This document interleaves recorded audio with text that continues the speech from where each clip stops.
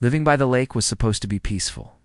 I had worked hard my entire life to finally buy this little piece of paradise, a cozy cabin with its own private dock. My weekends were about fishing with my grandson, sipping coffee by the water, and just breathing in the calm. Unfortunately, the Homeowners Association had other ideas. Or more specifically, the HOA president, Karen, strutted around like she owned the entire neighborhood.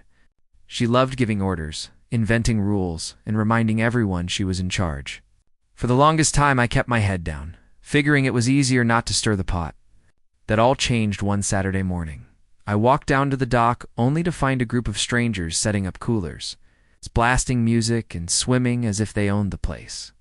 When I asked them who they were, they said, "Karen told us we could use this spot anytime. Said it's basically community property now." My blood boiled.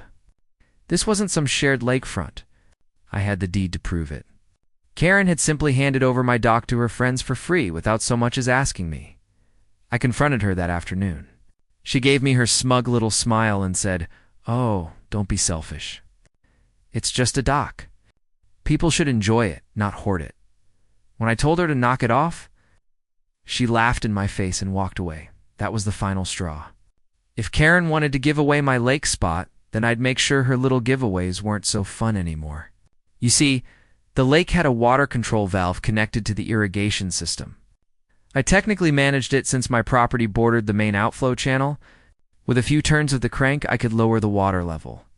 The next weekend, Karen's friends showed up again with inflatable floats, fishing poles, and even jet skis. They were ready for a party until they realized the water was almost gone. The dock was sitting on mud, fish flopped in shallow puddles, and their jet skis sat useless in the muck. The looks on their faces were priceless. And Karen?